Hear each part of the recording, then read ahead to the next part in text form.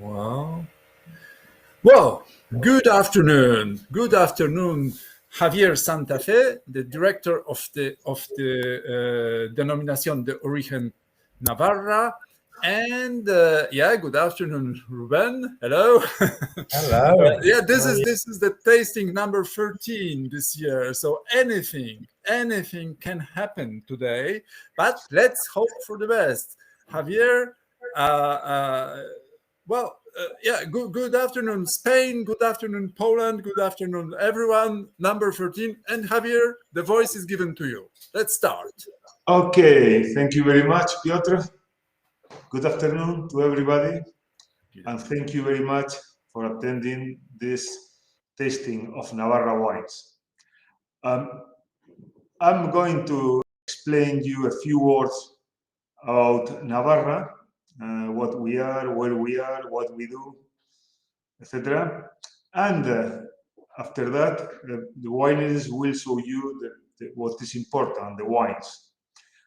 So allow me some minutes to explain and to make you understand what Navarra wines are. The first thing is we call ourselves Navarra wine, and where we are. This is a very important question in my point of view. Every time a consumer around the world is buying a bottle of wine, his first question is, or her first question is, where is coming from? France, Italy, Spain, California, Australia, Chile. And if from Spain, we're in Spain. So we are located in the north of Spain. If you see the map now, you will see all appellations of origin you can find in Spain. Most of them, I don't know if they're all in this map, most of them. We are number 19. We are in pink color, just close to the border of France.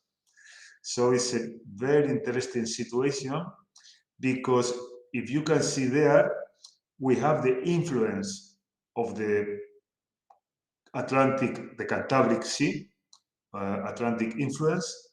We have also the influence of the Pyrenees, which we are very close to, and also we are in the valley of the river Ebro, which or some part of Navarra is in the valley of the river Ebro, where we get also the influence of the Mediterranean. So we are in a very, very good position.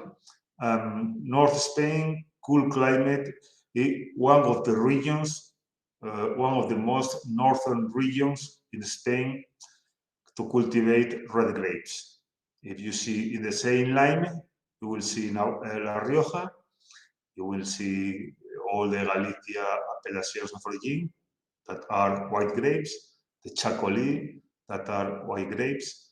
But in terms of red grapes, we are one of the most northern areas in Spain. Next one, Piotr. If we come back to the map of Navarra, you will see the situation, the frontier with France, with Huesca, with Zaragoza, which is Aragon, La Rioja, which is Logroño, Álava, and Guipúzcoa, Country Basque. So we have different borders, and you will see there the 5 regions of the areas of producing wines from Spain in Navarra. The black line you see there is the vine growing limit. Above this line, it's not possible to cultivate the grapes because it's difficult, it's very cold, wet, and very difficult for ripening. And in the south, you will see some white area which is called Bardenas Desert. So in around 100 kilometers, we go from 150, we go from the Pyrenees in the north of Navarra, which is cold, wet, to the south of Navarra, which is a desert, very dry. and you will see more or less where we are. If you see the word Logroño, all this area is the river Ebro, which goes from the Cantabric Sea to the Mediterranean. Sorry, sorry, Javier. Just first two questions are coming.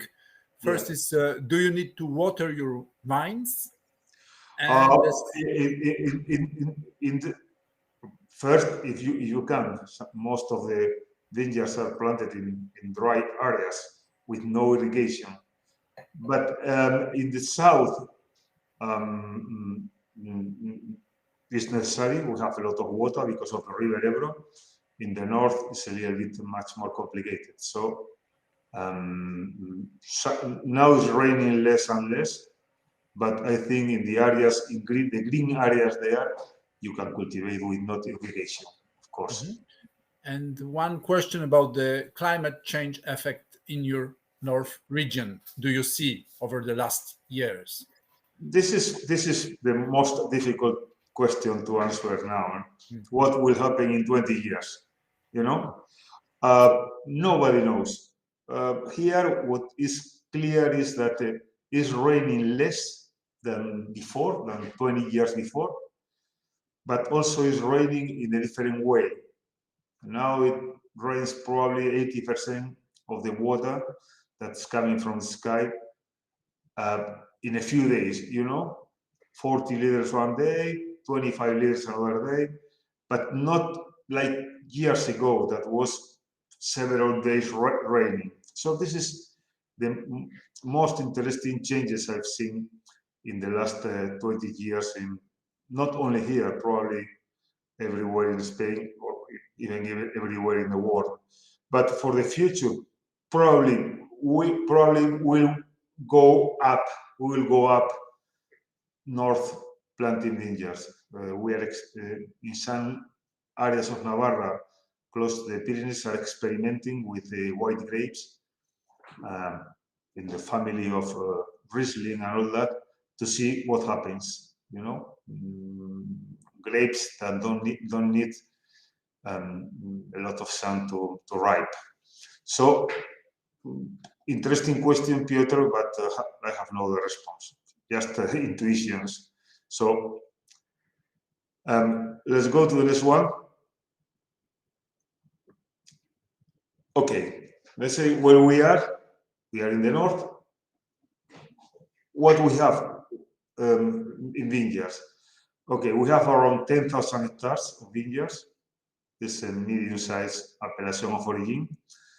87% are red grapes, 13% white grapes. Okay. Next one. In terms of which grapes we cultivate, in red grapes, the most planted grapes are Tempranillo and Garnacha, local grapes from Navarra. Around 2 tiers of the total red grapes are Tempranillo and Garnacha. Then we have another tier, more or less, of Cabernet Sauvignon and Merlot, which have been here for many, many, many years. And other red grapes, 5%, other Graciano, etc. So 2 tiers, more or less, of local grapes, Tempranillo and Garnacha, 1 tier of international grapes, Cabernet Sauvignon and Merlot. Next one. In terms of white grapes, we see that half of the 1,300 hectares are Chardonnay. It's one of the grapes that gave Navarra a good name and a prestigious name for its wines. We are producing some of the best Chardonnays in Spain because we are on the very north of Spain, and Chardonnay wants this kind of climate. Then we have Viura, which is planted along Spain, in other parts like Catalonia called Macabeo. Then we have Moscatel de Grano Menudo, 128 hectares, very specific from Navarra, This is grapes to produce sweet wines. Then we have Garnacha Blanca, a little bit, and other white grapes, including Sauvignon Blanc and others, 185 hectares. So our majority are Tempranillo, Garnacha, Cabernet Merlot, and Chardonnay. Next one. This is the wine growing areas. You can see the same map or similar map that we saw before in 2 or 3 previous diapo. And Ribera Baja is starting from the south. Ribera Baja is around near 3,000 hectares. It's along the river Ebro. It's the continuation of La Rioja. Then we have Ribera Alta in the middle of the appellation of Navarra, which is 3,600 hectares. And then we have the cooler areas. Tierra Estella, Baja Montaña, Val d'Izarbe. Tierra Estella is close to the Country Basque, to the mountains between Navarra and Country Basque. Baja Montaña is close to the mountains between Aragon and Navarra, and Val d'Izarbe is just below Pamplona. All the 3 are in the limit of to cultivate red grapes, so they are very good to produce freshness. This is something characteristic from the wines from Navarra, freshness. Next one, Piotr. Okay, we say our vineyards, where located, our people. We have 10,029 hectares of vineyards, and inside the appellation of origin, there are 1,737 wine growers. It means owners of vineyards. And we have 89 wineries, most of them family-owned wineries, and then we have 1 Consejo Regulador, of course. If you see 1,700 owners of vineyards, most of them is small operations. If you take 10,000 to 2,000, is more or less 4 or 5 hectares of. If you exclude the wineries that are also owners of vineyards, we have most of very small vineyards. Next one. So what we do, where we are, what we have, what we do.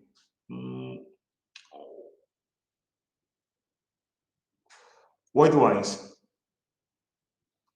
What mainly we produce wines from Chardonnay.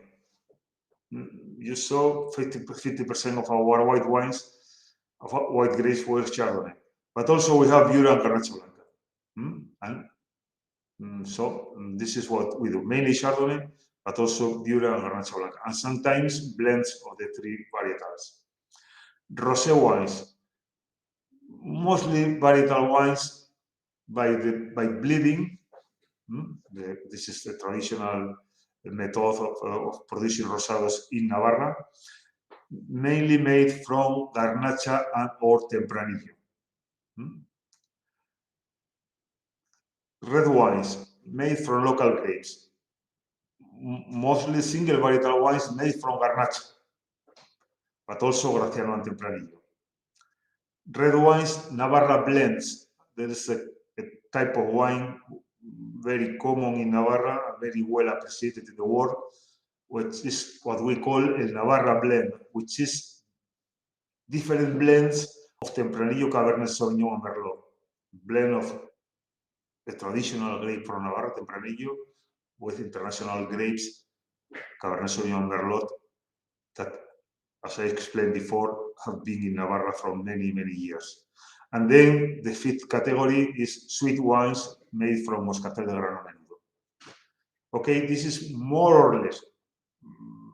We have other wines like Sauvignon Blanc or, I don't know, Pinot Noir or Shiraz, but this is mainly what we do, these 5 kinds of wines. Okay, next one. What we sell. Navarra is 45 million bottles sold worldwide. 60% are red wines, 25% are rosé wines, 15% are white wines. This is one thing is the grapes, the vines we have, and what we sell or what we produce. 60% are red wines. Next one. What we sell we sell 69% in domestic market and 31% in export markets. And export markets, you see Germany, China, UK, Netherlands, Switzerland, Canada, United States, Norway, Sweden, Belgium, etc., etc. Germany and China dominated our market, but then we have a lot of markets doing 10%, 9%, 8%. So we have well distributed our wines around the world. Next one. So let's talk a little bit what our values, our core values. What is the difference between our wines and our wineries and our people to the rest of producers in the world? First is identity. Second one is territory. Third is sustainability. And fourth is communication. Now we are going to explain a little bit each one. Next one. Identity. What is our identity? Our identity is Navarra. Northern wines produced under the influence of the Atlantic climate between the Pyrenean Mountains and the Bardenas Desert, separated by only 100 kilometers. You can see on the right side a picture of a green part of Navarra, the north, the winery in the north, and vineyard in the south of Navarra, in the Bardenas, close to the Bardenas Desert. You see the difference between one and another. The upper picture is a wet area with a good climate, cold climate. The picture down is very dry area, no irrigation, very dry, all vines. So this is what we call the diversity of Navarra. Navarra has some of the northernmost vineyards in Spain. As I explained before. We have 5 wine growing areas with different climatic and soil conditions. Even inside Navarra, we have 5 different areas with very different climatic and soil conditions.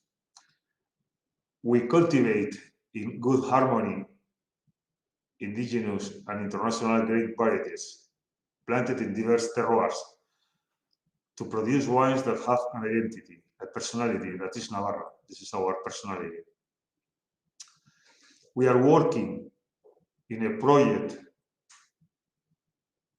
called All Be DAOs, which if you say All Be DAOs is a joke, because in English you say forgotten. We are working in forgotten varietals. The old is antiguo, is old, and vid is vineyard in Spanish. So it's a joke or a word that means experimenting with old and forgotten varietals originals from Navarra to recover indigenous varietals and biotypes. For example, Berues, a grape that is in the final part of approval here. And some of them unnamed yet, with no name, because it's been found everywhere in a vineyard and has no name. So we have to give them a name. And another thing which is an identity for Navarra is 60% of Navarra wine is made by women. I've seen, do you have women in wine growing organizations? A world trend, a question from some of you. So 60% of Navarra wine is made by women. I've seen there another question, which is, sorry, I cannot see all questions. Rioja is bordering Navarra wine regions. What then the main difference between wine style from Navarra and Rioja? Freshness. This is the main difference. Rioja works with Tempranillo and oak, and we work with different varietals in cooler climates, which means that we are looking for freshness. This is, if someone asks me to explain in a few words, this is the difference. Okay. Next one. Navarra wine, say the first identity, which is the identity from our region. Territory, which is each territory is different. Someone is telling me greetings from Krakow. Krakow is sure different to Navarra, of course. Navarra is a small region in the north of Spain with a population of 650,000 inhabitants. A very small one. Probably you know a lot of cities in your country or that are bigger than the whole territory of Navarra. A very well-known region for our traditions, celebrations, gastronomy, and healthy habits. You know, probably that we like very much good gastronomy, and also our traditions. San Fermin is one of the most popular festivals in the world. And healthy habits, and we are one of the most important developers in Spain of new energies coming from wind and sun and all that, you know. And another important thing for this region is Navarra is the gateway to the Camino de Santiago in Spain. It means that this land has been crossed by pilgrims for many, many, many years from everywhere in Europe and other places. Everyone that crosses Navarra, that enters Spain, the Camino de Santiago via Navarra, are taking a part of Navarra when they are coming back in their countries, but also is leaving something in Navarra. So it's a very interesting crossroads, Navarra. Next one. Sustainability. This is very important for us, a key factor for the future. We are now finishing, it's going to be terminated the 15th of May, what is called Smart Wine. Smart Wine is a pioneering and transversal certification project led by the Apelación Forillín Navarra under the Syndicate of Vine Growers, which consists of the development of a comprehensive sustainability management system that allows, based on a series of previously defined social, economical, and environmental indicators, to evaluate sustainability in the vineyards and wineries of the Rio Navarra, which means that we will have three axes: social, economic, and environmental, because environment is very important for us, but also is very important the people who live in this environment. For that reason, our certification project has three different areas to identify social, economic, and environmental. That this management system is made of 22 indicators, 7 economic, 7 indicators on social axis, and environmental 8, which define the standards necessary to obtain the classification of smart sustainable wine or simply smart wine. So there will be a company visiting our wineries and all on our vineyards to certificate that a vineyard or a winery or a cooperative is filling this these indicators. Smart wine will make it easier for wine operators to diagnose their sustainable production model and will help them establish guidelines to continuous improvement. At the same time, each winery or vineyard will have their own map of how it's feeling these indicators, and at the same time he will compare himself with the average of the sector in Navarra to see if you are over the average or below the average and you need to improve. Okay? Next one. And another thing that we think is very important is what we are doing now, is communication. Communication is key.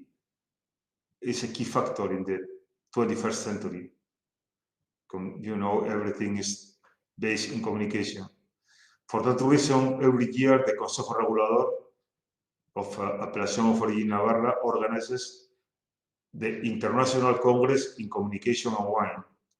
It's called also WineCom, in collaboration with the prestigious Faculty of Communication of the University of Navarra. The title of the first edition, held in November 2021, was The Day After Wine Communication in the Post-Pandemic. And we bring some speakers coming from the wine business area, but also from other areas, to talk about communication in the 20th century, the 21st century, 21st century, and to try to understand to understand what others are doing to communicate via social media, via influencers, etc., etc. Next one. And just to end my presentation, which is being a little long, it says Pamplona is an elegant city located on a plateau between the mountains of Navarra, the best land I have ever seen. It was told by Ernest Hemingway near 100 years ago. So thank you very much for your attention, and I hope you enjoy the Wines for Navarra. I've seen there, is it possible to participate in the Congress online?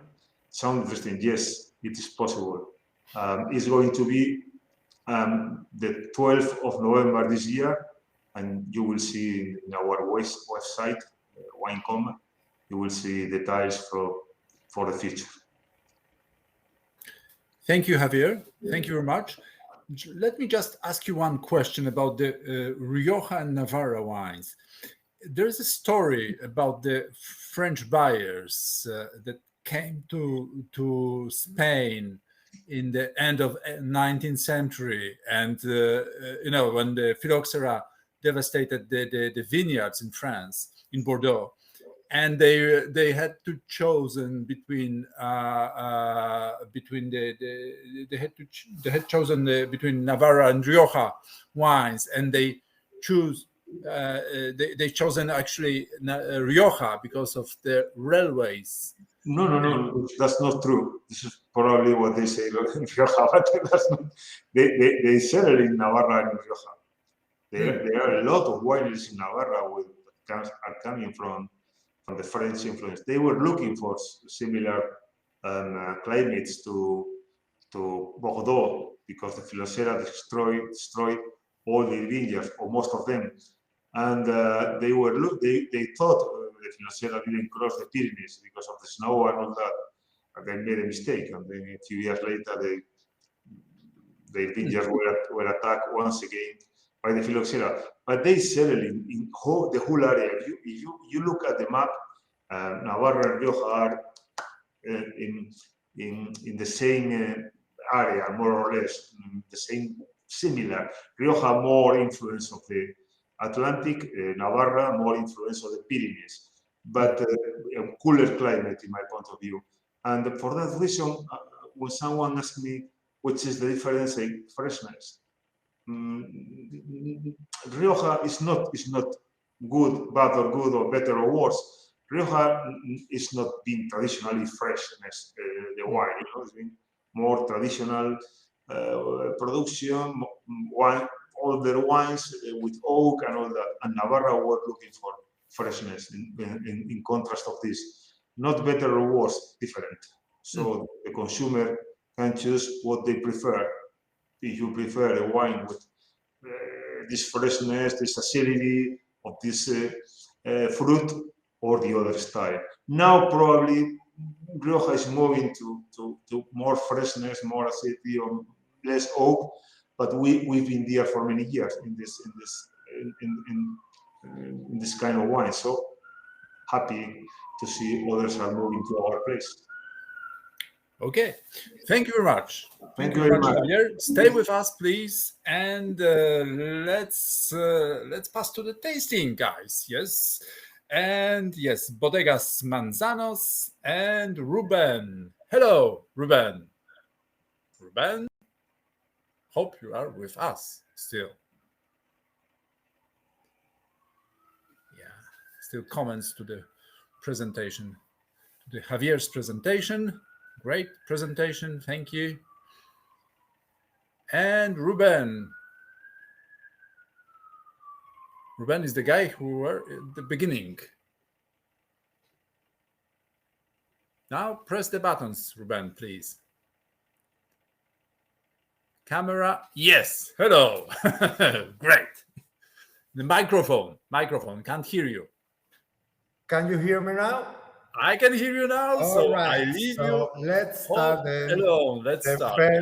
the first wine for the tasting today. Thank you very much for joining us and the interest of know a little bit more about us. First of all, I will introduce the brand that is 1864 Castillo de Olite. So Castillo de Olite that you can see in the label, the Olite Castle of the Kings of Navarra is the main tourist attraction to visit in the town of Olite in Navarra, Spain, and it attracts all eyes.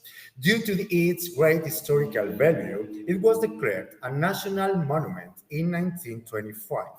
This French Gothic-style building is a court and a military construction erected during the 13th and 14th centuries, being one of the most luxurious castles in Europe during the reign of Charles III.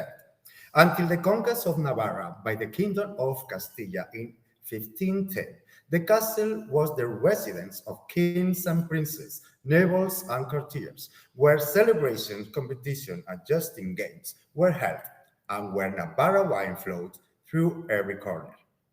1864 Castillo de Olite wine resembled the identity of Navarra appellation located in North Spain. This wine region benefits from the exceptional location, stamped in a confluence of Atlantic, continental, and Mediterranean climates, with very particular soil that allow us to elaborate these exceptional wines of wine. Our vineyards in Navarra appellation have a unique climate and soils for developing high-quality wines. Plots are spread in different locations along Navarra wine region, which let us explore the qualities of its terroirs and its singularities to make each type of wine. The work on the field is carried out with respect for our environment using a sustainable viticulture techniques. The elaboration of 1864 Castillo de Olite wines take place in Bodegas Manzanos Campanas, founded in 1864. This winery is considered the oldest winery in Navarra appellation, right on the Camino de Santiago route. Bodegas Manzanos Campanas is one of the three most important wineries of Bodegas Manzanos, managed by the fifth generation of the family Fernandez de Manzanos, the two brothers, Victor and David Fernandez de Manzanos, and the wife of the first, Laura Mateo. So let's start the tasting with this amazing wine that is the 1864 Castillo de Olite Crianza, that is a blend of two great varieties, Grenache from the middle and low mountain areas, just complemented with Tempranillo that gives structure to the wine. This wine has been aged for 18 months in French and American oak barrels. In the color, you can read some high-intensity cherry red color. You know, the wine has fresh black fruit aromas, spicy, balsamic, underbrush, and cedar scents in palate.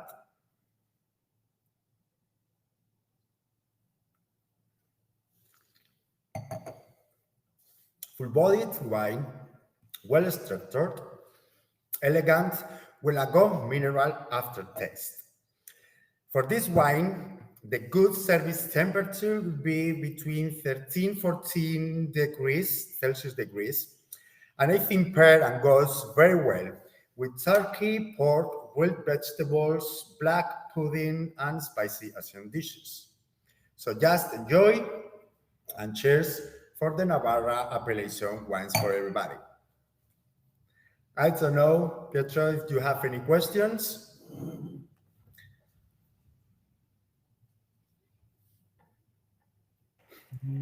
Well, thank you, Ruben. Thank you I, very tell me, what is the price of this wine? the price, so because we don't have presence in the Polish market yet, I think it's going to be in 1 month time. All right. I can say about what's the price in our online shop, in our official page. All right. Yeah. So the bottle you can get it for 7.38 euros each bottle. So the box of 6 bottles that is the pack is coming with is 44.32 euros more or less. That's included. Uh-huh. All right. Okay. So Well, this is the retail price that we have in our online shop. yeah, very nicely balanced is the comment in chat. A second, sorry. Very nicely balanced. Balanced. Yeah. Good balance. Yeah. Good balance. I think it's complex. I think is the Garnache is the key, is the queen of Navarra appellation. All right. I think it's the most high quality Garnache in Spain, especially if you look at the low mountain area that is very close to the Pyrenees because it's high altitude. So you can get the natural acidity that is very good balanced with the structure of the wine thanks to the temperature. I see. Well, thank you. Thank you, No Ruben. problem. Thank you. Stay with us if there's Yes. any more questions coming in chat. And now, folks, let's pass to Ignacio. Ignacio from Bodega de Sada. Ignacio, hello. Join us, please. Ignacio, you did it. Hello. And we can't hear you. Yeah, press the other button, the micro. Well, okay, that's right now. That's right. Yes. Okay. You're not very. The picture is not very. All right, Frank. I think no. Yes. Good. Now it's better. Yes. Now it's not, but yes. Good. Fine. Very well. So it's not me. Forget it. Okay. Maybe now it's better. Good. Okay. This is a pleasure to present Bodega de Sada to the Poland consumers. Okay. The first time, Dzień dobry. Okay. Bodega de Sada. Bodega de Sada, which is founded in 1939. Okay. Really, it's an old winery, but relative is always sells in a local market. Okay. Because it's very local and a national market. Really, it's an old winery, but it's new in European market and international market because we start to sell in European market 12 years ago. Okay. Okay, the principal Bodega de Sada, the name of the winery, okay, is the name because we are in a tiny village, which the name is of the village is Sada. This Sada is the name of a tiny village. We are situated in the in the Pyrenees. Okay, we are in the limit of the growing of grapes. of the vines. Okay, we are situated in the tiny village of Sara, where are living 200 persons only. Okay, it's very small. Okay, we are in the foothill of the Pyrenees. This is a mountainous area in the last valley where the wind is growing. Like you are talking with Javier, Navarra is we are in the low mountain, the Baja Montaña, in the border with Aragon and the Pyrenees. Okay. Okay, that's right. You can see in the map. Okay. And actually, Sara, the characteristics of the winery, I don't want to talk about more time, but the principal characteristics are who we are. Principal characteristics for us, three. The first one is tradition, because the conditions of the land and weather are only suitable for wines. And this is the main economic resource of the village. For this, Sara preserved these old vineyards and savoir-faire of local growers. Okay, this is the first. The second will be cool climate. You can see the first word. We are in the foothill of Pyrenees, and we have a big influence on the climate. This is a mountainous area, and for us to talk about with a fresh, okay, cool climate. Okay, and the third crucial factor to mind is we work in the winery, we try to maintain the terroir in the wines. Okay, these special characteristics in the area, in the mountains, the different parcels, we unificate the grapes of each parcel separately. Okay, and we use of indigenous yeast for the fermentation and to protecting the singular features of grapes. This is our idea.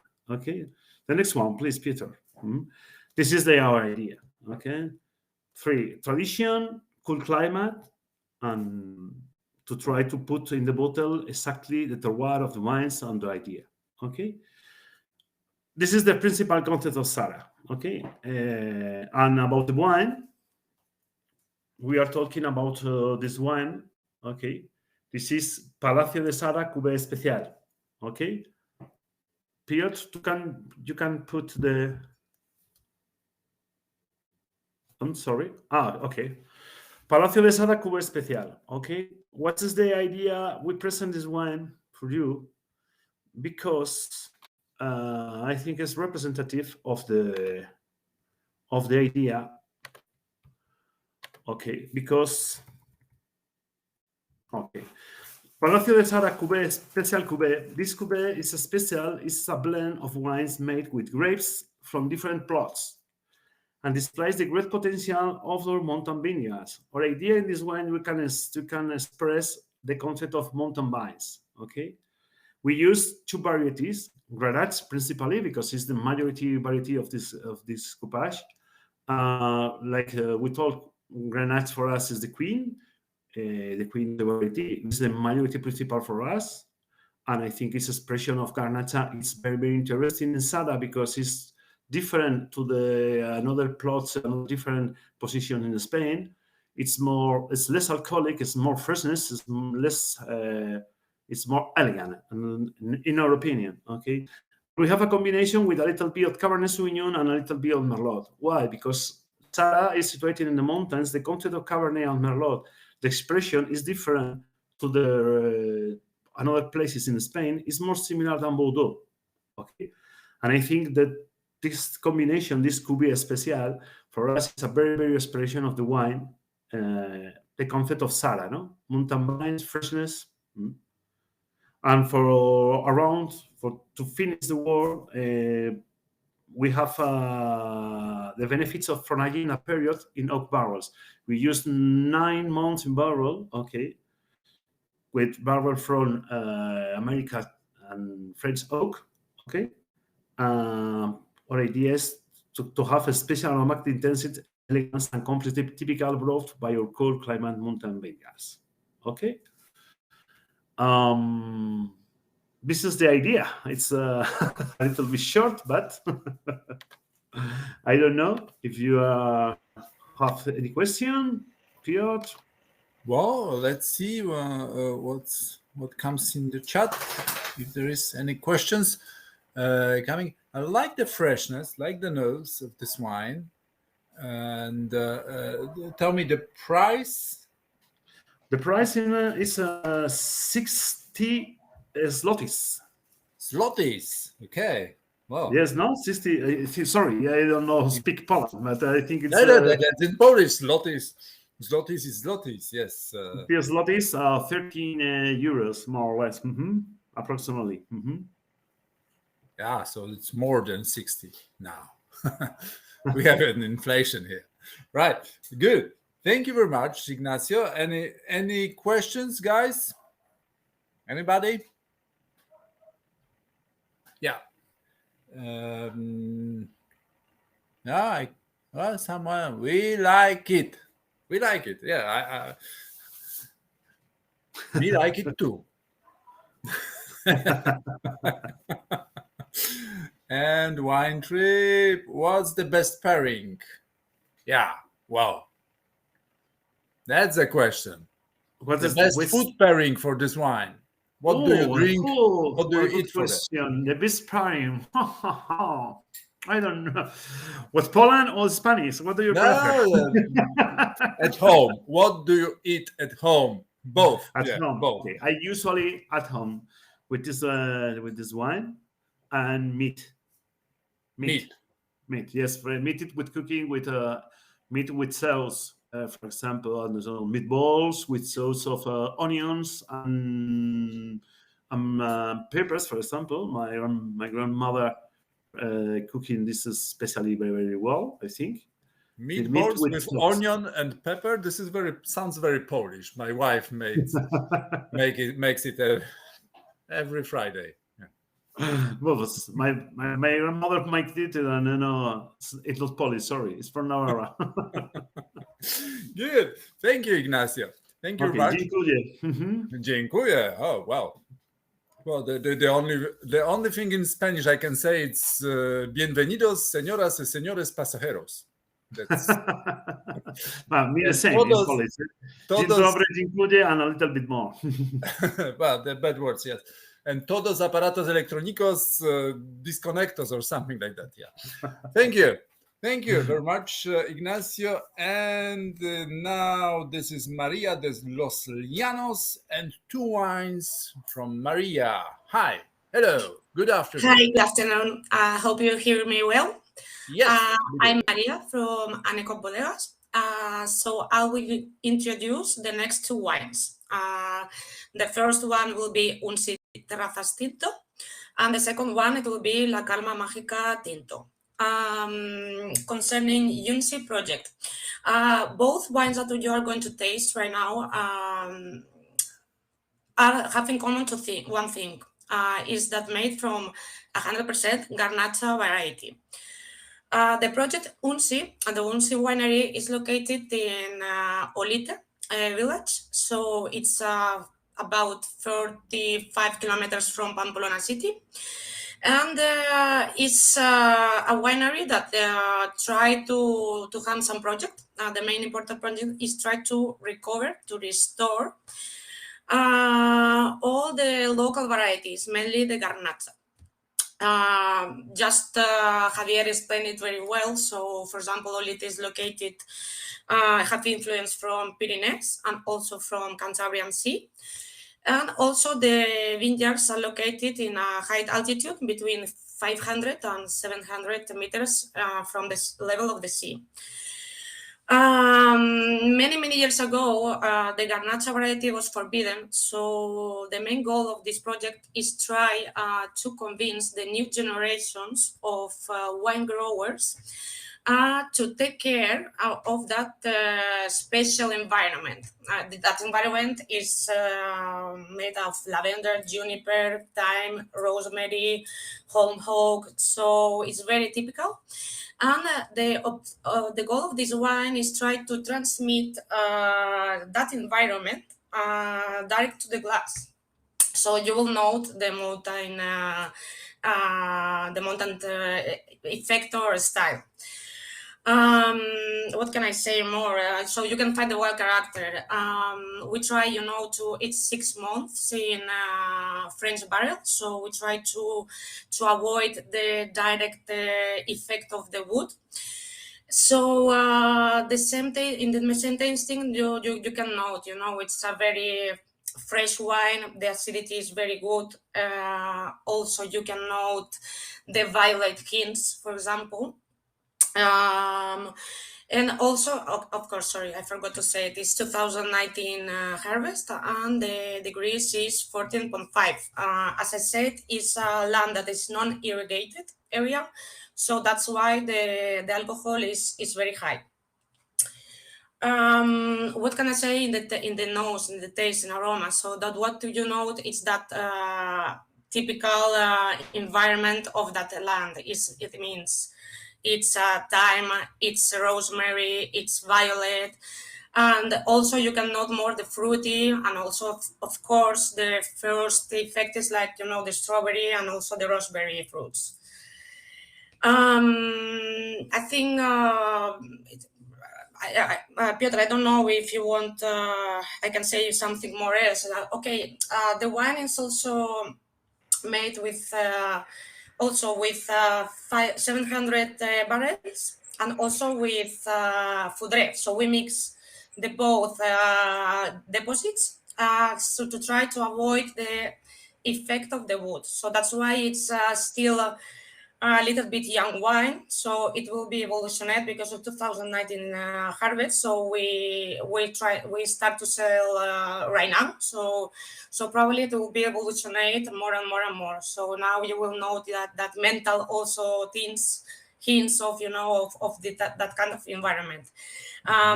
Also, I would like to say that these vineyards have between 20 and 100 years old. We try to, because there are difficult access vineyards, so probably you can access only by foot or by tractor. With normal cars, sometimes very difficult. So it's very sustainable wine, because we try to have a big respect with the environment and try to avoid at the minimum the human contact. Tell me the price of the bottle. The price, I can say you the price in restaurants in Spain. It's about 15 euros. Yeah, and there's a question about the storage potential of this wine. Yeah.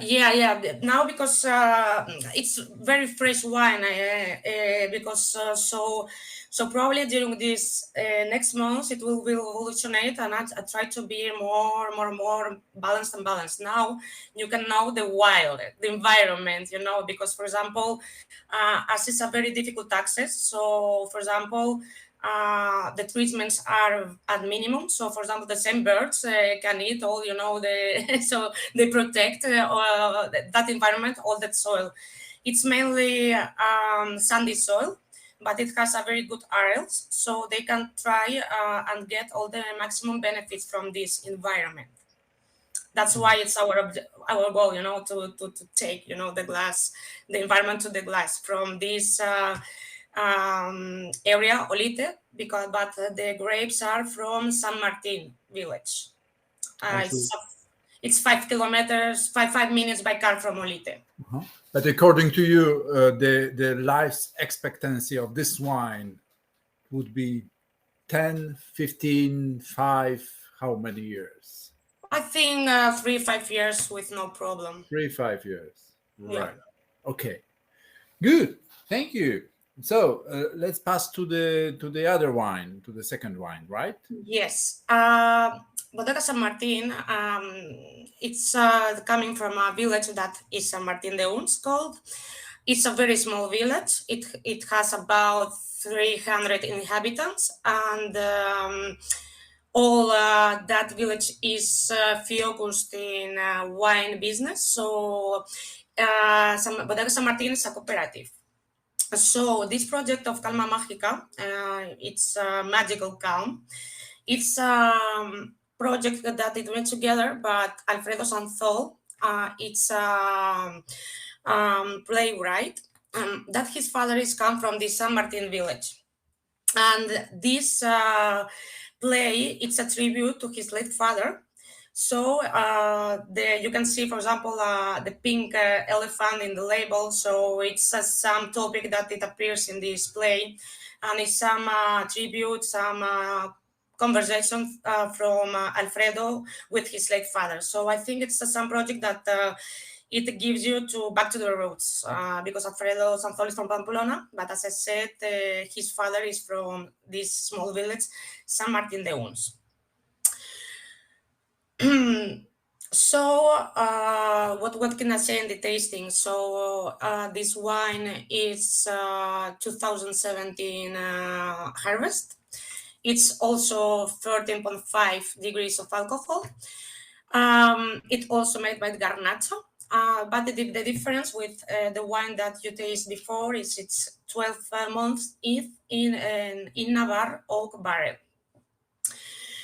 Because we specially selected this Navarra oak barrel to try to transmit, also what we said before, the environment. This selected vineyards has between 40 and 100 years old. So we selected especially all the vineyards. About the production is about 3,000 hectares, kilos per hectare. So in the mouth, you will note that it will be, for one hand, 2070 harvest, it was very concentrated harvest. So you will note more deep and more well-balanced wine because of these tertiary notes from Navarra oak barrel. You can note also the mature fruits like wild strawberries, like also cherries, but also you can note the spice, also the chocolate effect that it transmits, also the Navarra oak barrel.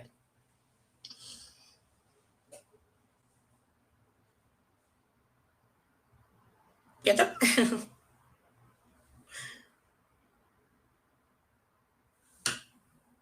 Do you hear me? I do, yes. Yeah, sorry. This is something with the connection, and this is the seminar number 13. So anything, Well, I love the label. I like the elephant. And let's see what are the comments. Chocolate hints are amazing. And another comment is coming. Tell me the price, more or less, of this wine.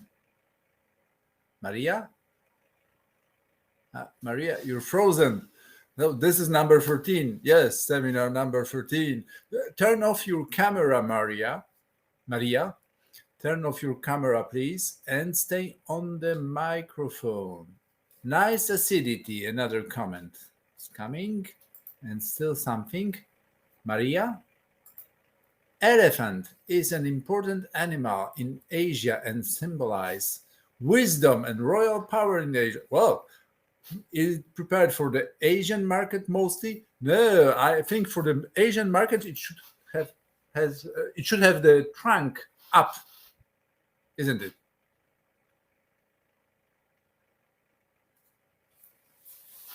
Maria, we lost the connection with you. Yeah.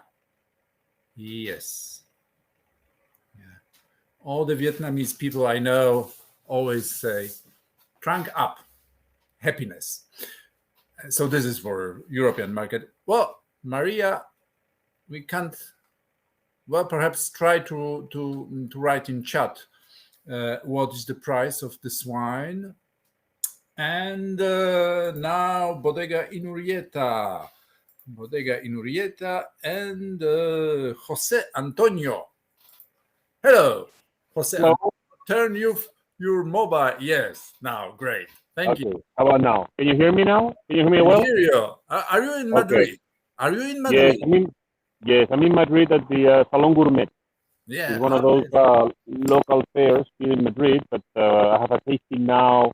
In fact, I'm on my way to the subway because in about 45 minutes I have another tasting with the Spanish Union of Tasters, with precisely with one of the wines that I'm presenting now, the Mimao. So anyway, I'm going to be very brief, very, very brief. Anyway, all right. So let's see. There we go. So that's Bodega Inurrieta. Very shortly, it's a winery that was established in the year 2000, 2001. We're in Ribera Alta, very close to Olite, about 15 minutes to the south, and about 45 minutes to the south of Pamplona. We have irrigation systems throughout all the winery. The winery we produce our own grapes. We have our own vineyards, about 300, close to 300 hectares of vineyards. And it's a family-owned company. Very newcomers, to the area of Navarra. The owners of the company have other businesses.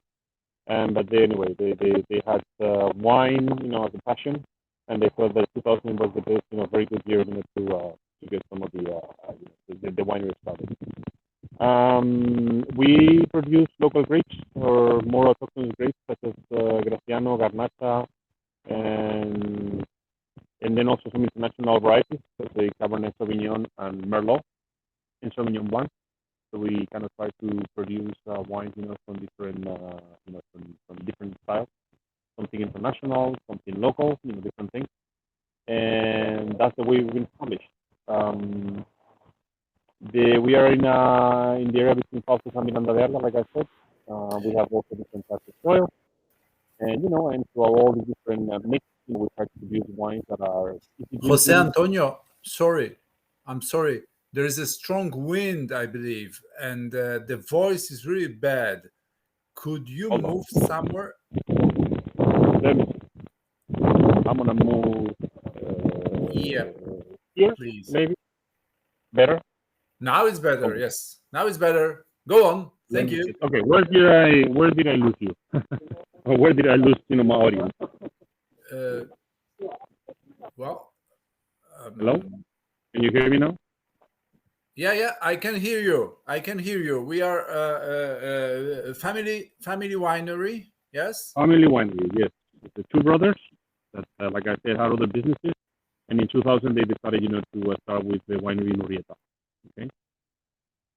Different types of soils, different elevations, different varieties, local and international ones.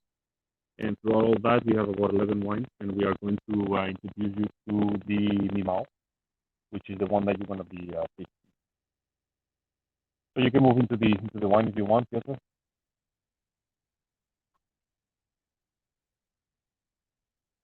Okay, so there you go.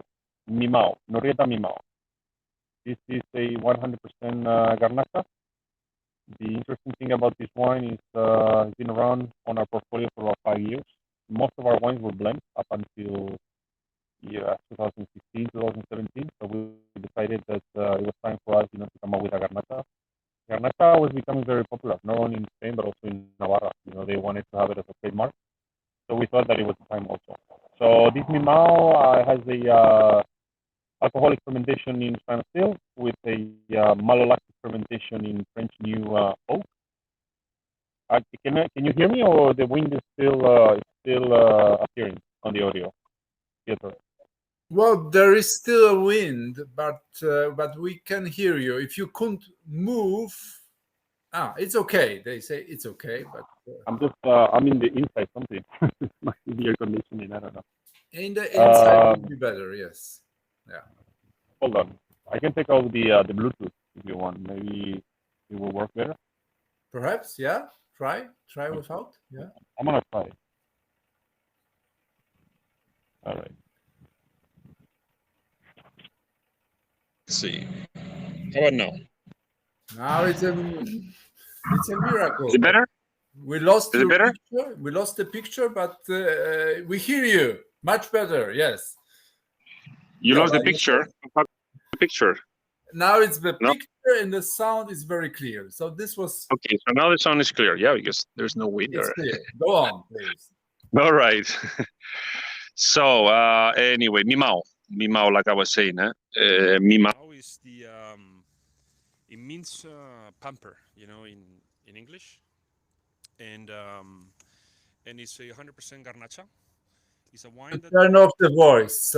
There's something you did to your mobile. And... No, I didn't do anything. Now it's good. Now it's fine. So the... Okay. Speak to the microphone, please. Yeah. All right. Not So, easy. Mimao, like I said, Garnacha 100%. It's a wine that has had the alcoholic fermentation on stainless steel vats with malolactic fermentation in oak, and then 8 extra months in French oak.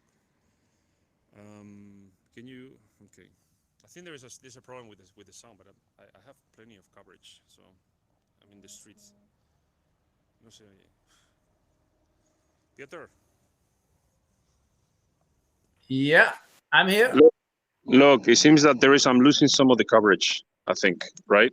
Yeah, now we can hear you. Perhaps Yeah, but there's let's please repeat what did you say from the last. Yeah, because they I will tell you when we lose you, right? well, I'm listening to you perfectly, but I'm just somebody's telling me that the sound is not right, so I'm not able to know exactly when my sound is off. But I know. Let me tell you when the sound is off, right? And please all right, for the third time.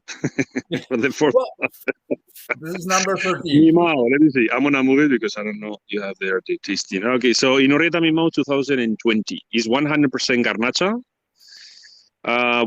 Most of our wines are blends, and in 2015 we decided that it was time for us to have a Garnacha, so we came up with this wine. We do an alcoholic fermentation in stainless steel vats, and then we do a malolactic fermentation in oak, and then after that we keep it for 8 extra months in oak. Okay, so it's an oaky wine, but we try to be very respectful with the amount of fruit that the wine is going to have. We want to make sure that the typical taste of the Garnacha will still be there, but of course without forgetting, that little amount of oak that makes it a very nice body and yummy wine. Okay. Mimao, the name of Mimao means pamper. This is a wine that has received so much pampering. Pampering means, when you have a little child, you can treat your little child in 2 ways. You can spoil the child, which is not very good, and you can pamper the child, which is very, very good because you love him so much. Okay. So anyway, in Spanish, it's called Mimao. And at the end, the idea with this wine was to, come up, like I said, with something, let's say, elegant, something fruity, something nice, something that can be understood by almost anybody. You don't have to be a wine expert to enjoy this wine. It is a wine that, you can have it with food by itself, and that was the point. Just to come up with something that was not in the market, even though there were some similar products, but something that could make an impact. Just to give you an idea, the first vintage was 15,000 bottles, and now we're up to 50,000. And that will be pretty much it because we don't have more Garnacha on our own. Okay. So sorry about the audio. I was trying to, just get myself well positioned, but anyway. It was perfect, Jose Antonio. Sorry, it was perfect now, and you're a real professional because you can repeat the same thing, and the amateurs cannot. And, okay. And tell me the price of this wine. The price on any, for example, in a shop, in a wine shop, is between 11 to 12 euros, depending on the margins that the shop will have. Is between 11 and 12 euros per bottle. Okay. And your importer in Poland? My importer in Poland is called Vinkolecia. Vinkolecia, okay. Yes, Vinkolecia, and they do a wonderful job. Just distributing the wine, throughout all over Poland. So wonderful professionals and great people. So definitely, if you want, I can send you, the contact details, but I'm sure you have them. And then, if they're interested in the wine, they can ask for them. They can ask for it to them. Yeah, I know. I believe everybody knows Vinkolecia because this big importer. Right. Thank you. Perfect. Thank you very much. Very friendly and inviting. It's okay. It's about the sound. Yes. So this is. Thank you very much, Jose Antonio, and have a good time in Madrid. Yeah. All right. Thank you. Enjoy the rest of the wine in the evening. Take care. Bye bye. Take care. Ciao. So, and now this is Guillermo and Bodega Beramendi. Guillermo, hello. Join us, please. Folks, don't forget the photos for your old uncle from Krakow and be more active. Hi, Guillermo. Hello. Hello, how are you? Hello. You hear me well? This is your time. Go on. Yeah, okay. So thank you very much to organize this kind of events, Pierre, because I think it's very positive for our Navarra DO and yeah, to promote Spanish wines over the world. And thank you for everyone to join to this wine tasting. My name is Guillermo Casares. I am the export manager of Bodegas Beramendi. I will be your guide during this presentation of Beramendi Special Edition 2019, elaborated with 100% Tempranillo variety. Let me give you a little introduction about our winery, Beramendi, which is situated in San Martin de Unx. It's a beautiful place where wine tradition dates back to 1500. In our region, there is no extensive farming, so you only find very small plots spread out along the regular landscape, surrounded by native vegetation. You can see in some of the pictures that we have very small plots. This allows us to have a great control of our vines. Beramendi now is managed by the third generation who took control of the winery in 2005. We go on with the family legacy using the last technologies, but keeping the values of respect for tradition, which represent a way of life. We try to keep all the traditional methods, so we think it's very important to have the character we want to express in our wines. We have a small presence in the Polish market with our entry wines, but we would like to find a partner that develop our brand with our support, of course. We find that Beramendi wines are perfect for the Polish taste because they are full of fruit, very fresh, and we consider they are best value wines. We're very proud of to present the second vintage of our Beramendi Special Edition, made from our 35 years old Tempranillo vineyards, situated at 465 meters of altitude and planted over limonite and clay soils. We also have Chardonnay, Muscat, Grenache, Graciano, Merlot, and Cabernet Sauvignon. We elaborate monovarietal wines to get the best characteristics of each grape. Of course, as Javier said before, our main variety are Grenache and Tempranillo. Regarding Beramendi Special Edition, we select the best quality clusters in the winery. Fermentation takes place in stainless steel tanks with controlled temperature to preserve the aromas and get a slow extraction. After, the wine aged during 14 to 16 months in French oak barrels of 500 liters. 50% of the wine in new barrels and 50% of the wine in barrels of second or third use. It is a craft wine without clarifying, filtering, or stabilizing, and we only produce about 4,000 bottles a year. Okay, let's go with wine tasting. Is it okay, Pierre? Or yeah, it's very fine. Just reading Okay. some. You just answered to the first question. How many bottles? But Okay. there is another question: why more and more producers in Spain produce limited edition wines? But I will say it's a trend, you know. It's something that makes our wines special, and we have limited edition. We select the variety, so we do a more specific selection of the variety. So we get a best quality wine, you know. But I think it's a trend. It's something you can put the production in the label, so you see you are tasting a very special wine and very unique. Yeah. And red berries, nice acidity, complex tastes, long finish, in total, very nice. Wow. Oh, thank you. Okay, I'm gonna taste just very quick the wine because it's not a very complex wine, but it has some very aromatic qualities. Okay, the color is high. It's a medium intensity color in the wine, cherry color. Due to controlled fermentation.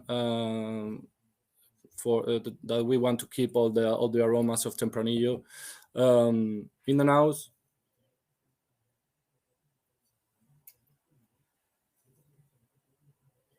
It has a high aromatic intensity of red and black fruits, as red currants, raspberry, and some cherry, with some hints of I find some vanilla, some coffee, some maybe cedar, pepper, and some at the end some balsamic notes. It is a medium complexity wine with many aromatic layers, a wine to drink with time to enjoy its aromatic evolution in the glass. In the palate, let's see.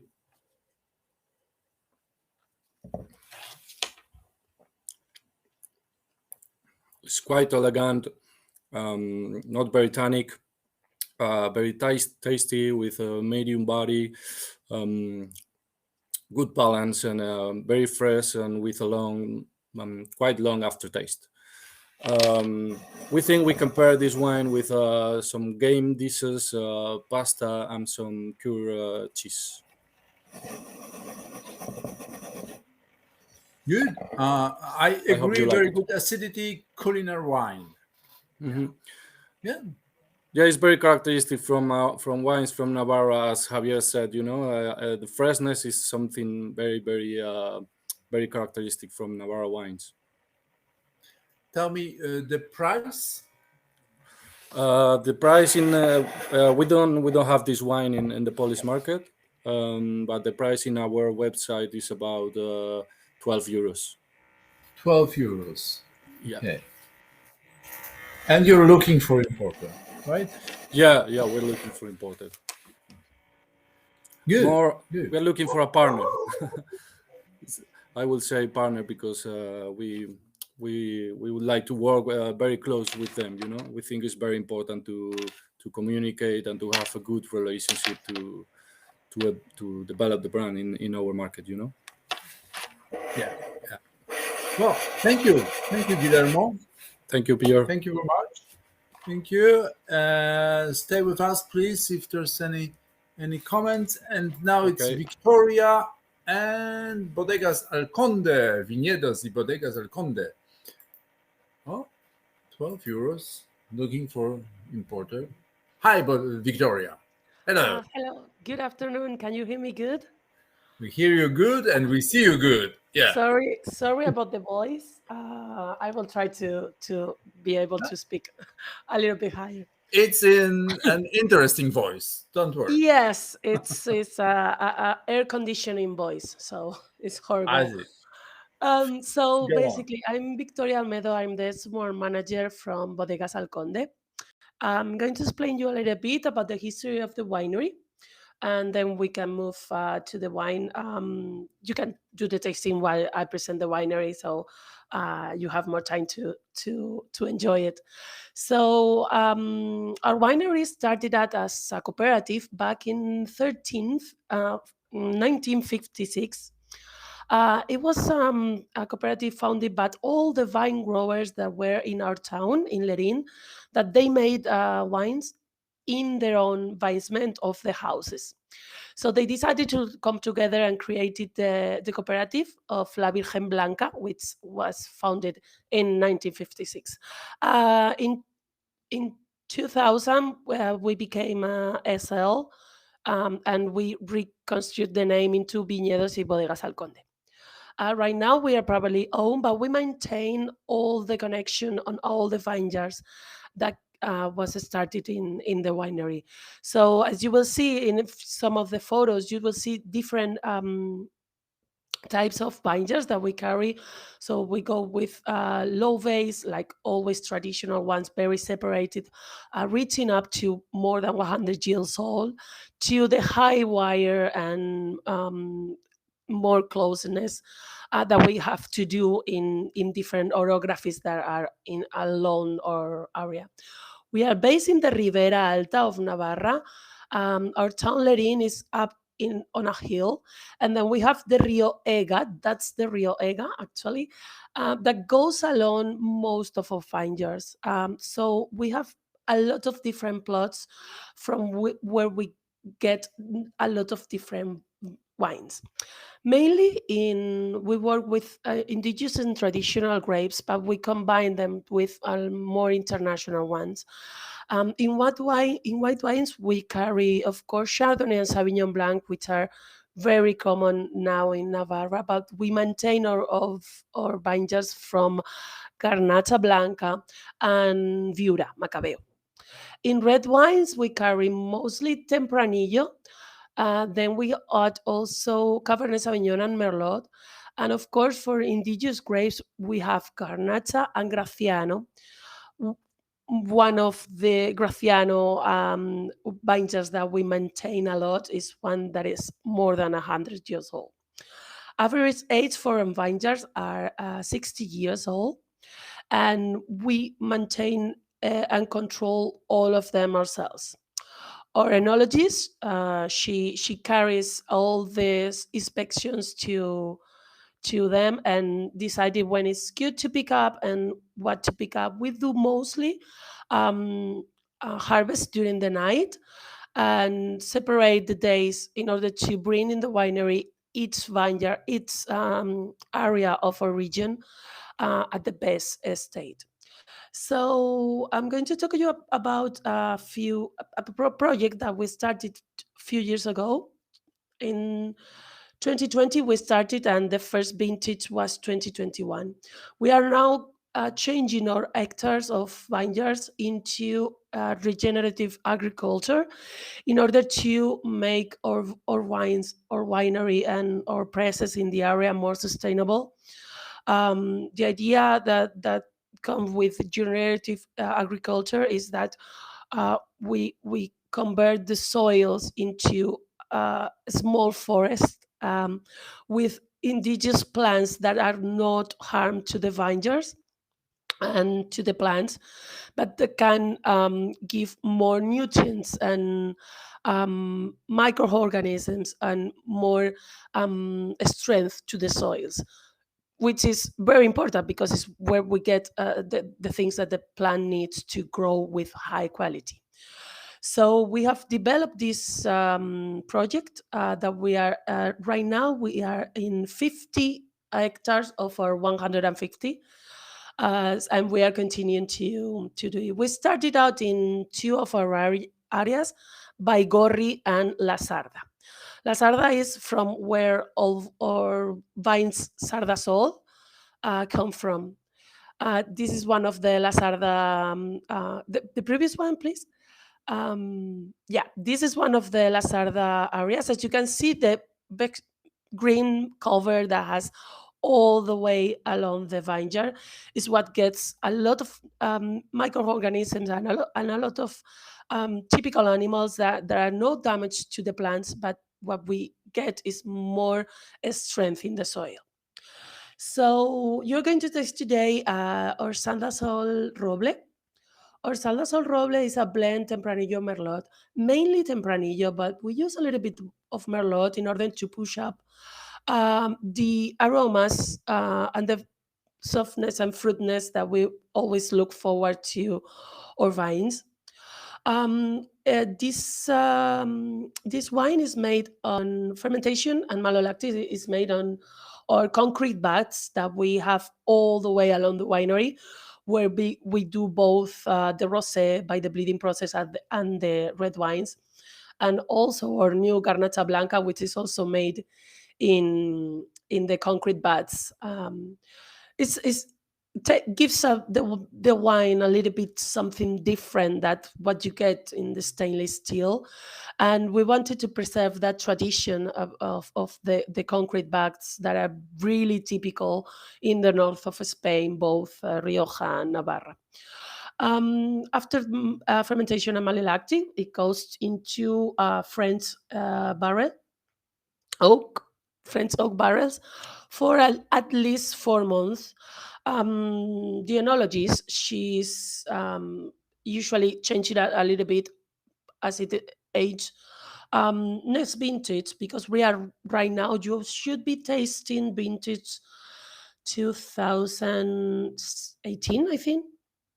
And next vintage is being prepared, and it has 5 months in barrels. So it's year, as the wines are not the same, and we don't use every vintage to make the wines, needs a little bit more or a little bit less for that. The pairing that I suggest for this wine, from my point of view, that would go really good with cured cheeses and any meat prepared on a grill and on the stove. I love it with a very typical. I'm from Castilla-La Mancha, so a very typical Castilian food that is a stew of meat, and it's really amazing with anything stew.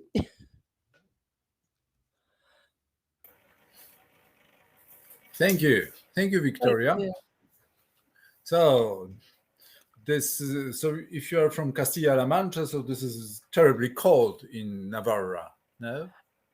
But I like the cold. I don't like the warm weather. I'm in Alicante in my flat, and because of Ah, the air conditioner, I don't have my voice.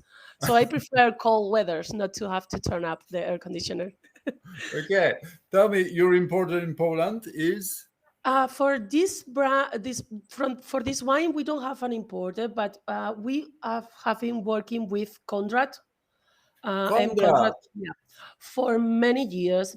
They have a very similar roble but I think that they have it by order for wedding and special events. The idea is that they get these two in order to serve the other part of businesses like Oreca customers and direct selling, things like that. Working on it, actually. Right. And the price of this wine is In our winery, we have it at 4.20 euros per bottle. I have made a calculation about the prices that we have with the other brand, which is Lerin, and it should be between 30 to 45 zlotys. 30. That can be good in store. Then in restaurants, I'm not sure.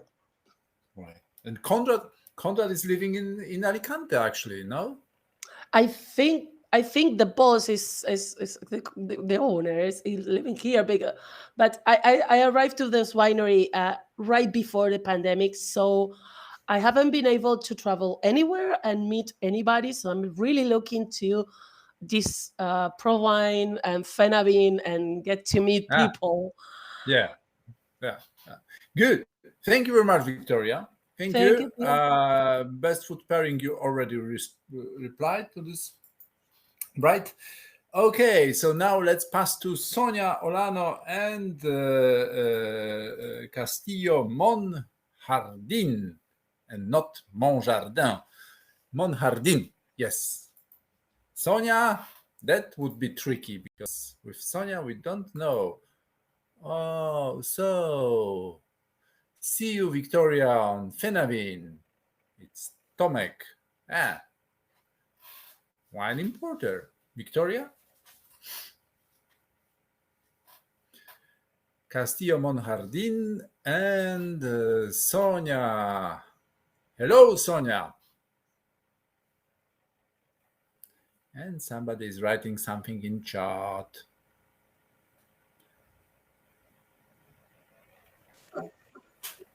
This is Sonia. This is your voice, and this is the sound, the picture. Yeah, turn your mobile. Turn the screen. You will be bigger if you turn the screen. But you can stay like that. All right. No. Like this. Turn off the second device because the sound is terribly bad. Yeah. All right. Now it's much better. No, because we hear the echo. No. Turn off the laptop or anything. What is now? Now it's good. Yes. Hello. Hello. Hello. Go on, please. It's fine. You can go on. Sonia? Yes, I'm here. It works. It works. Go on, please. I don't know if you can see me. Can you hear? We can see you. We can see you. We can hear you. You can go on. Okay, perfect. Well, hello, everybody. Here, you can see we are presenting Castillo de Monjardin. It's a family winery situated in Tierra Estella. Is the area borderline with Rioja in the west side. We have in the property 250 hectares in 4 different areas, depending on the climate and terroir to work with different vineyards, because we are working with Chardonnay for the whites, and for the reds, we are working mainly with Tempranillo Garnacha as an indigenous grape from Spain, and also blending with international varieties like Cabernet Sauvignon and Merlot.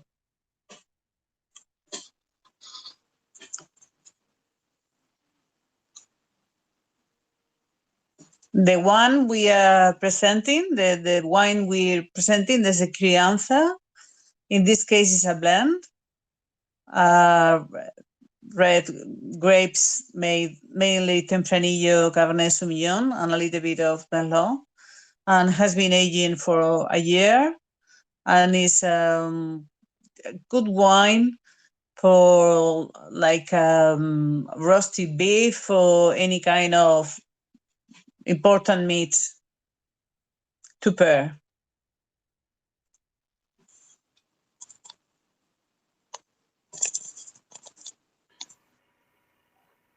All right.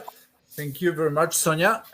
And tell me, your importer in Poland is? Iberica, Inigo Cordon, Iberica Wines. Iberica Wines, yeah? Iberica Wines. And the price of this wine in a wine shop in Spain is about €9. €9. Okay. Yes. Okay. And yeah, pretty lot of medals. Wonderful. Yes, this is the previous one. Very interesting blend. And someone is writing something. Well, very nice blend. So they like the blend. They like your job. Well, thank you. That's the proof. Different groups have the same opinion. Yeah. Okay, thank you. Good. And right, so €9 and coupage selection. Right? Wait. Any comment? Well, someone is Maria de los Llanos, so this is the Spanish part. Right. Thank you very much, Sonia.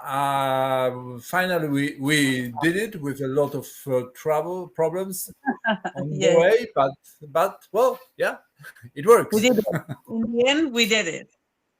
We did it. Thank you. Thank you. Stay with us if there's any comments coming. Yes. And now this is Bodega Otasu and Iker Andres. Yeah. Iker, hello.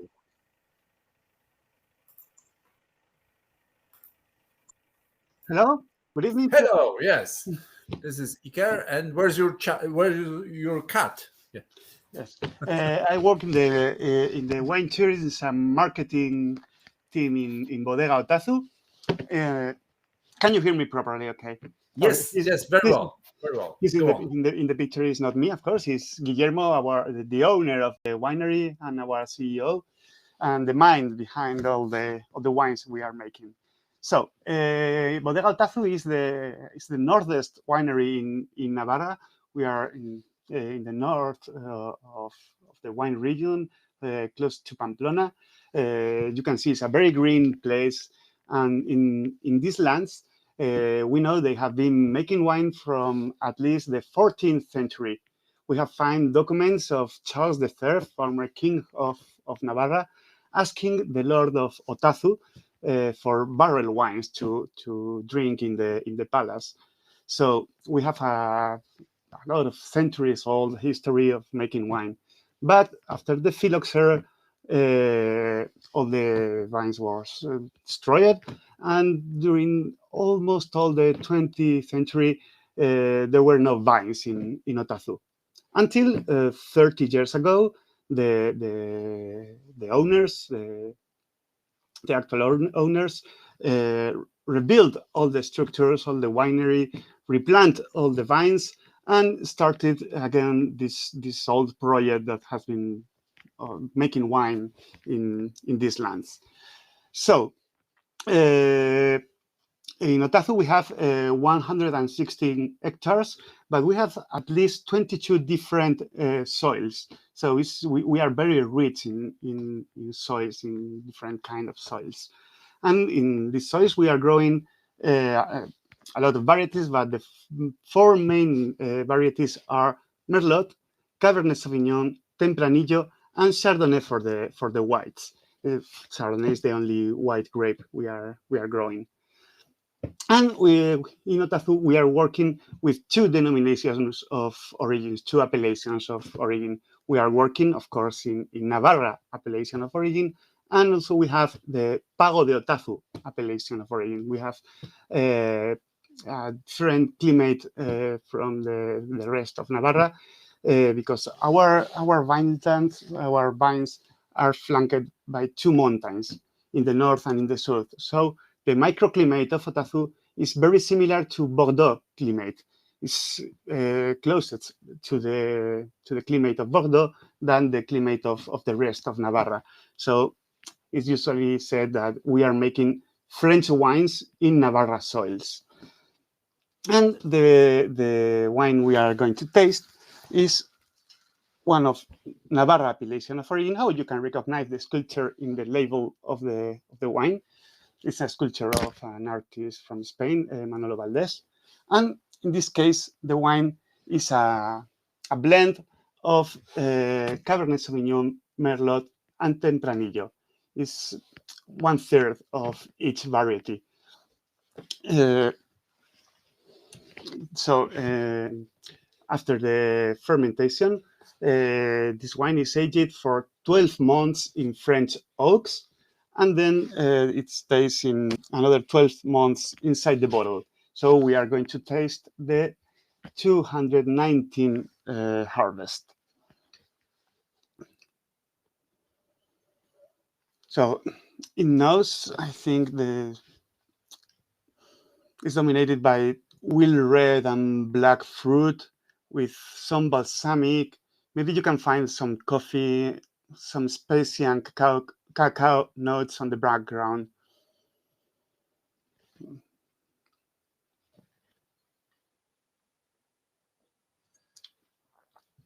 And in both you can find that is intense and elegant and it's a very rounded and fresh wine, as typical from the Navarra wines is the freshness, as Javier said.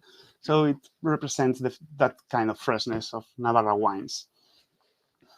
And it's a good pairing for this wine. All kind of red meat, tuna, also cheese, risotto. Chocolate is a strange pairing for a wine, but it works perfectly with Premium Cuvée.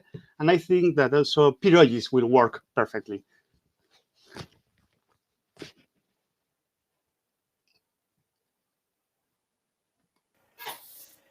You mean pierogi?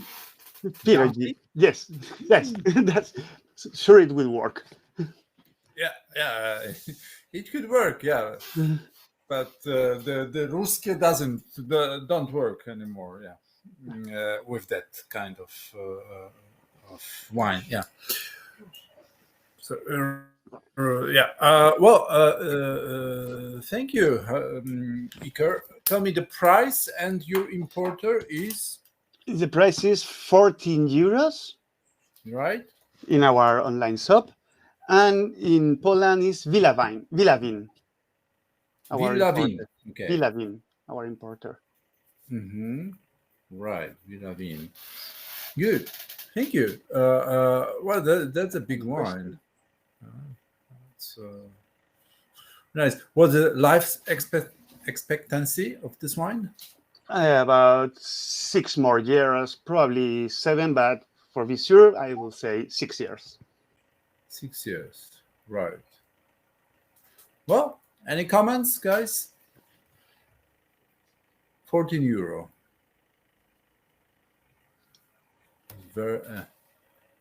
Very elegant, I believe. Me or the wine? You and the wine. Of course. And the cat, which is not here. And wine. Well, Yola, this is not very kind. Good. But you too. Yeah. Well, thank you. Thank you, Iker. And, well, guys, now it's the last wine today. Pago de Lara Insar. And Irene Canalejo. Well, I hope it's correct. See, we can hear you, Irene. No? Can you see me and hear me? Yes, we do. Hello. Hello, Poland. Thank you. And the last one, thank you for keeping there. Go on, Irene. Yeah. So I'm going to introduce you about our family winery. This is a family project.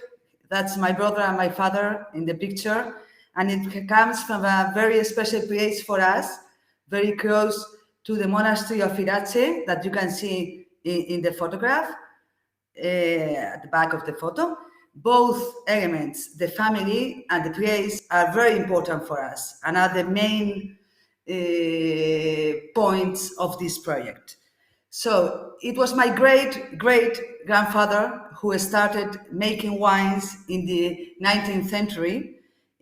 Back to 1891, he founded the first family winery in his home, very close to the family home, and in front of the monastery of Irache.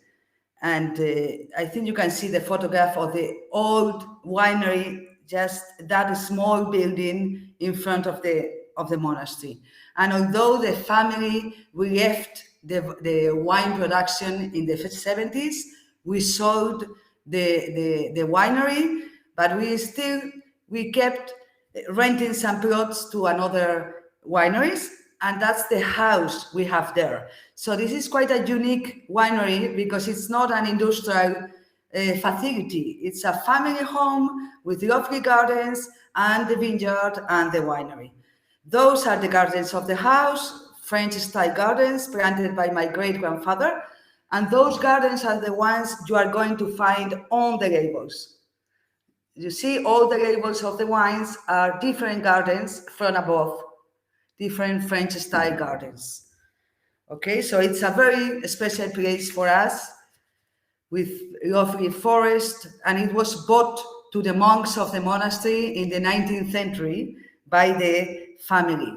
And the estate is in the pilgrimage way of Santiago, Camino de Santiago, just along the way from Navarra to Galicia, sorry.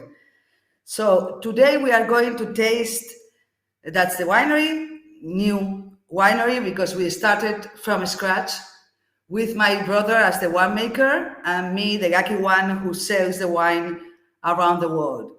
Of course, we harvest by hand in small cases, only 17 hectares of vineyard, and we blend different grapes to make our wines. We have planted 4 different grapes. We have 2 local ones, Tempranillo and Garnacha, very typical from Navarra, but we decided to blend these grapes with Cabernet Sauvignon and Merlot, because the quality we can get in this climate, in these soils, with the French grapes is really good. And they have been planted in Navarra. They have been grown in Navarra for centuries. So I think they already have the Spanish passport, and we can also call them local grapes for us. So we look for harmony, we look for elegance when we make our wines. It's limited productions of wines because we only have 17 hectares. So it's a very small vineyard. And this wine we are going to taste today, Raso Reserva, Raso de Arrainza Reserva. We produce about 15,000 bottles. It's the vintage 2014, so it's the oldest wine you are going to taste today. And this is a way to show that in Navarra, and of course in Pago de Arrainzar, the wines can age very well in the bottle, and that can improve with the years in the bottle. Okay, so here we have the 4 grapes together. We have Tempranillo, we have Merlot, Cabernet Sauvignon, and Garnacha. But each one of the plots is going to be vinified separately. And at the end of the aging, after 12 months in French oak, we taste barrel by barrel and we decide the final blend for that particular vintage. Okay? So in this wine, we were looking for elegance and harmony. It comes from 2014. So it's not so powerful, but it's very nice to enjoy. It has a bright color, cherry color, nice nose. I don't like telling you what you have to taste, but I can see toasting bread, brioche, and balsamic notes there, no? On the mouth, I think it's about balance. You can see the tannins that are very well integrated, soft tannins, and you can also see the black fruit, the eucalyptus, very balsamic, very spicy, nice to enjoy, nice to have a second glass. And some important thing, you can see in the tasting note, we finished harvesting this wine at the end of November, 23rd of October, sorry, 23rd of October. It's very, very late in Spain. Even in Navarra, it's quite late. And this is because we want to get the ripeness of the fruit, and because of the latitude and the altitude of the vineyard, 600 meters, we have to wait until the end of October, sometimes in November, to enjoy this well-integrated, rounded, elegant wine. So I hope you enjoy it, and I hope you can come to visit us in Navarra and in Pago de Arrainza. You are very, very welcome to come here and taste with us. Okay, Peter, do you hear me?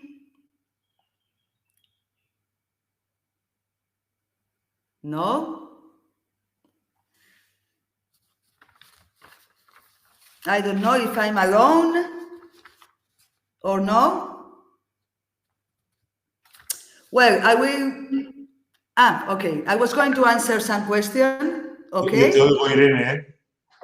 What? Yo te oigo. That's Thank you, Javier. Well, I can read some question. Pairing with this wine. Well, I love with white meat, red meat, also stews, all kind of ham, Spanish ham. I think is wonderful, and game meat is also very good for this wine. Potential. I think it has quite a good potential if we think we are talking about 2014 vintage. It's still very alive. Of course, it's not going to last for 10 years, for more 10 years more than now, but it's very nice to enjoy, and it's a way to show the world that vintages like this one can be kept in the bottle for many years. Sorry, some technical issues. I couldn't. Don't worry. Yeah, but well, congratulations, great wine. Thank you. And yeah, we are here. Yeah. Thank you, Irena. Tell me the price of the this. price is about 12 euros.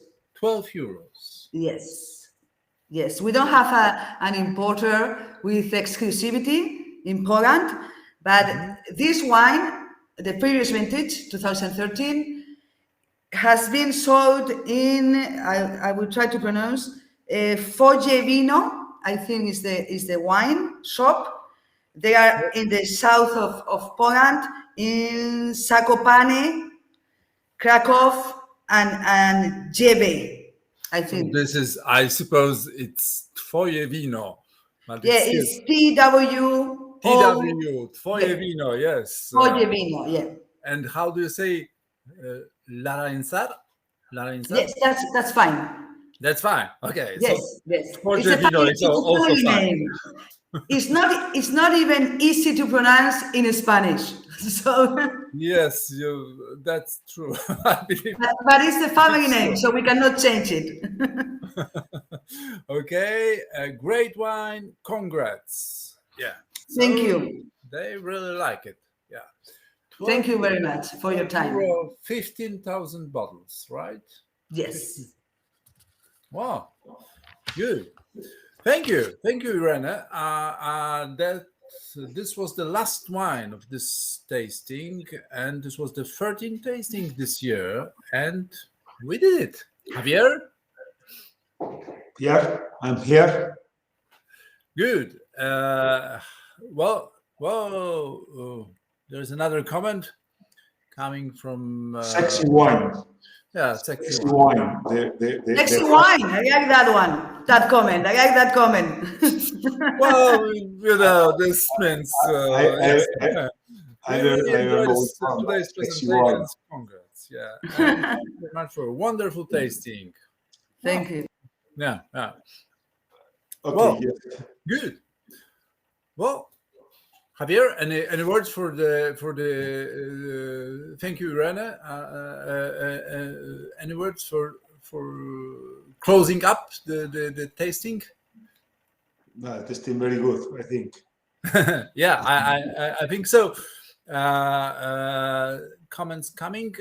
I'm just missing, whites and rosé from Navarra. Yeah, but this is not our decision. This is the winery's decision. When we planned this tasting a few months ago, we asked the wineries which wineries, everything we make, we do here. We ask the wineries what they want to participate. If they want to participate, they decided to participate 10 wineries, so one wine each, and they decide. And all of them thought probably that Poland is better market for red wines, I think. But that you should ask to the winery. We promote the wines that they want. No, there is a big market for rosé, and I think the good whites still have its room. So let's see next year, perhaps another tasting with rosés and whites. Some of the wineries showing in this tasting the wines are producing very good wines. But in Urrieta or Tazu or any others, but or even in San Martin, but for any reason they thought to promote the red wines. It's a coincidence. Probably tomorrow make anything in Ukraine and white wines, or in New York. Every winery thinks what is better for this market, you know. Well, I believe there are some of our attendees are really Navarra's fans. I think it was a very good example of red wines from Navarra. The first one, the first 5 wines based on Garnacha, all 5 based on Garnacha, Garnacha 100% or blends, and going from slightly wines to stronger wines. In Urrieta Mimao is powerful. Garnacha, and then moving to Tempranillo and Tempranillo blends with Cabernet and Merlot. I think it's a good road through Navarra from different areas, from different. Next time, probably we'll focus on white wines. We hope if we make any other testing. Okay. Anyway, thank you very much to everybody attending the tasting. I hope you know now Navarra much better than yesterday, and you enjoy the wines. And you know we are a very special region that deserves a visit. If it's in July, that's very good because it's San Fermin, but it's beautiful at any time of the year. So thank you very much. I hope to see you soon. Okay. Thank you, Javier. Thank you all, and guys, see you tomorrow with the Malbec wines. Okay. And good night. Bye bye To all of you. Bye bye. Ciao.